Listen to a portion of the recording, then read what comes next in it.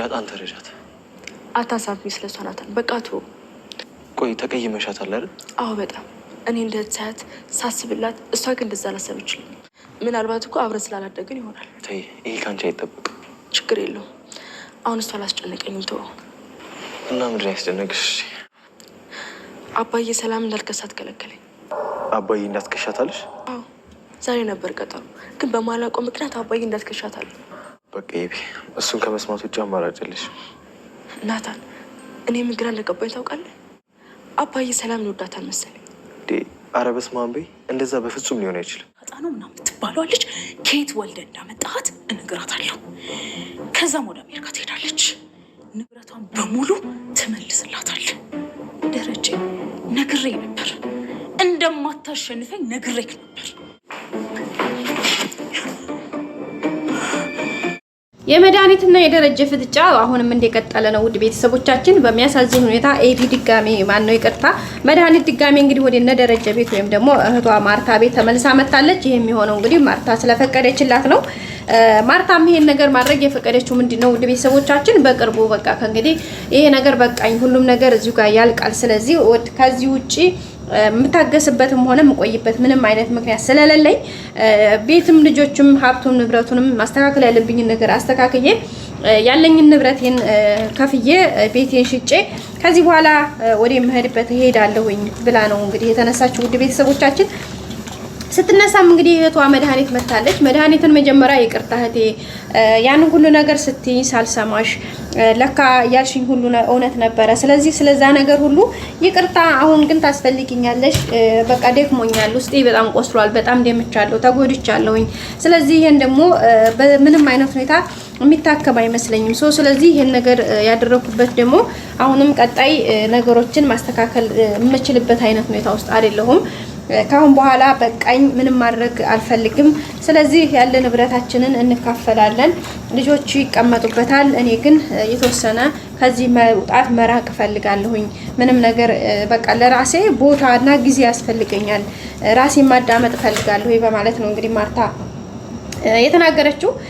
በዚህ መካከል እንግዲህ መድኃኒት ደረጀን ገና ስታየው አየ ቀድሜ ነግሬህ ነበረ፣ ገና ምን አይተህ ሲቀጥል እኔ እህት አንተ የምትገባት ወንድ አይደለህም። አየህ አንተ በጣም መጥፎ ሰው ነህ። እህቴ ላይ ስትጫወትባት ነበረ። ደግሞ ለዚህም ዋጋ እንደምትከፍል ቀድሜ ነግሬህ ነበር። ገና ምን አይተህ አሁንም ገና ትከፍላለህ። ካሁን በኋላማ እህቴ በሽተኛ ባል የምታገባበት ምንም ምክንያት የላትም በማለት እንግዲህ በጣም ከባድ የሚባል የቃላትን ነው የወረወረችበት ደረጀን። እንግዲህ በጣም ከባድ ነው። በነገራችን ላይ ዱላ ከሰበረው ምላስ የሰበረው ይበልጣል ይላል ያገሬ ሰው ሲተርትና በምላስ ወይም ደግሞ ሰው ልጅ በነገር የተሰበረ ቅስም አይጠገንም። በዱላ ወር ደግሞ መታችሁት ሊሆን ይችላል የደማ ሰውነታችን ምናልባት ደማችን እንድንተካ አድርገን ራሳችንን ትሪት ባደረግነው ሰዓት ላይ ወደ ነበረበትና ወደ ራሱ ይመለሳል። መመለሱም የማይቀር ነገር ነው ማለት ነው። ቤተሰብ ግን ደግሞ በመጥፎ ቃላት የተሰበረ የሰው ልጅ እንትን ግን አይመለስም እና መድኃኒትም እንግዲህ ደረጀን አንተ በሽተኛ ነህ፣ ድሮም ማትሆናት ማትገባት ወንድ ነበርክ፣ አሁን ደግሞ ጭራሽ በሽተኛ ሆንክ። ይሄው የፈጣሪ ስራው ጉዲህን ሲያወጣብህ እንግዲህ አንደበትህን ሁሉ ያዘህ አይነት ነገር ነው ስትል ነበር፣ ስትቀጣጠበው ነበረ። ደረጀም እንግዲህ በቃ ከአቅሙ በላይ ሆኖበታል። ያው እንደምታውቀው ደግሞ የደረጀ ህመሙ ወይም ደግሞ በሽታው ከጭንቀት ወይም ደግሞ ከእንደዚህ አይነት አልባሌ መጥፎ ከማሰብ በተወሰነ መልኩ መራቅ አለበት ነው ያሉት ዶክተሮቹ። ግን ደግሞ ነገሩ የሹ ምንም የሚያስርቅ አይደለም። እንኳን ሊርቅ ቀርቶ ጭራሽ ነገሩ አሁን ላይ እየቀረበ ይባስ ይብስ በሽታው ራሱ ሌላ ነገር መቀየሩ አይቀርም። ምክንያቱም በተለይ መድኃኒት ከመጣ ጀምሮ ገና ሲያያት ነው እንግዲህ በሽታው የተቀሰቀሰበት ታውቃላችሁ። ለዚህ ሁሉ ዋጋ ያስከፈለችው ምንም እንኳን ሄዶ ይሄ ነገሩ ተደብቆ የማይቀር ነገር ቢሆንም ግን አልሆነ ቦታ ላይ ዘረጋግፋ ጉድ ያረገችው መድኃኒት ናት። አሁንም ደግሞ ይሄ ብቻ ሳይሆን የሚገርመው ነገር አሁንም ገና ይሄ ማመን አይተህ ባንዲ ፊቴ ጉድህን ነው ማዋጣልህ አንተ ይሄን ነው እንዴ የዳጣን ደግሞ ከማን ወልደህ ከየት ወልደህ እንዳመጣሃት በቅርቡ ጠብቀኝ እያለችው ነው የምትገኘው። ይሄ ደግሞ ራሱ ሌላ ትኩሳት ነው ቤተሰቦቻችን። ይህንንም ስትልና ስታስፈራራው ያልሆነ ቃላትን ስትናገረው ኤቢ ተምታት ነበረ ከኋላ መታ። ምክንያቱም ከናታን ጋር እያወሩ ባለበት ሰዓት ላይ ወደ እሷ ክላስ ወይም ደግሞ አባቷ ወዳለበት ክላስ እንደሄዱ ስትሰማ በነበረበት ሰዓት ላይ ቀጥታ ወደዛ ነው ሄደችው። እዛ በመሄዷ እንግዲህ ስትሄድም እንዳሰበችውም አይ መድኃኒት መጥፎ ነች፣ አባዬን ራሱን መከላከል በማይችልበት ሁኔታ ውስጥ እንኳን ሆኖ ያልሆነ ነገር እንዳታደርገው በማለት ነው ሄደችው። በቃ ኤቢ ያረቃ ነው ነገሮች የምታስበው፣ ነገሩ እንዴት ሊፈጠር እንደሚችል ታውቃለች ማለት ነው ውድ ቤተሰቦቻችን። ምክንያቱም የመድኃኒትን ሴራዋን ተንኮሏን ከአንዳንድ ስለምታውቀው እና በዛ አማካኝነት እንግዲህ እንዳለችውም ተነስታ ስትሄድ እንግዲህ አባቷ ጉሮሮ ላይ ቆማ እየዛተችበት ነበረ። ኤቢ በጣም ነው የተናደደችው፣ በጣም የደነገጠችው፣ ግን የምትለውን ነገር እያስጨረሰቻት ነበረ። እንግዲህ ምንድን ነው ያለችው? እሷም ያው የሆነውን ነገር ነው የተናገረችው።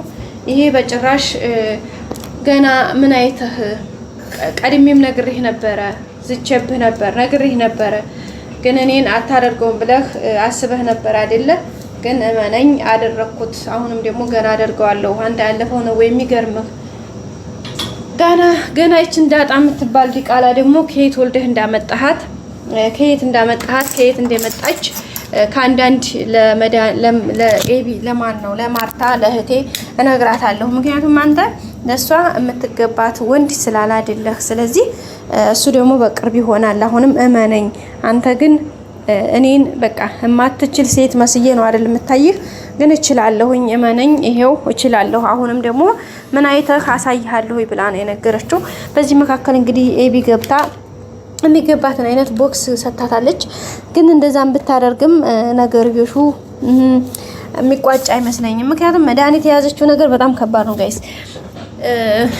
አሁን ደግሞ ቻንሱን አግኝታለች። አሁን ከጎኗ የሚቆም ሰው አለ። እስከዛሬ እንኳን ሁሉም ያም ኪሳ ነበር የሚላት። በዛ ውስጥ እንኳን ሆና ያንን የመሰለ እድል አስመዝግባለች፣ ያሰበችውን አሳክታለች። ስለዚህ አሁን ደግሞ ምንም አይነት ማንም የሚበግራትም አይኖርም፣ ማንም ሰውም አይናገራትም። ምክንያቱም በምትፈልገው ልክ እንትን ስላለች ማለት ነው ውድ ቤተሰቦቻችን። ስለዚህ ይሄ ደግሞ ከአንዳንድ ምንም ጥያቄ የለውም፣ ቀጣይ ሁሉም ነገር ይስተካከላል ማለት ነው ውድ ቤተሰቦቻችን። በዛ አማካኝነት እንግዲህ እየሆነ ያለው ነገር በጣም ከባድና አስቸጋሪ ነው። ግን ምንም ይሁን ምን ያው ሁሉም ነገር በጊዜው በሰዓቱ መልካም ይሆናል ማለት ነው ውድ ቤተሰቦቻችን። ስለዚህ በዚህ አማካኝነት እንግዲህ ሁሉም እንዳጠቃላይ ሁሉም ነገር ደስ የሚልና መልካም ነው። ቀጣዩ ሁሉም ነገር ይስተካከላል ብለን ተስፋ እናደርጋለን ውድ ቤተሰቦቻችን። እንግዲህ ኤቢም አባቷን ለመታደግ ከአባቷ ጎን ለመሆን እንትን እያለች ነው፣ እየለፋች ነው፣ እየሞከረች ነው። ቀጣይ ይስተካከላል። ላይክ፣ ሼር፣ ሰብስክራይብ አድርጉ። ወዳችኋለሁ። ባይ ባይ።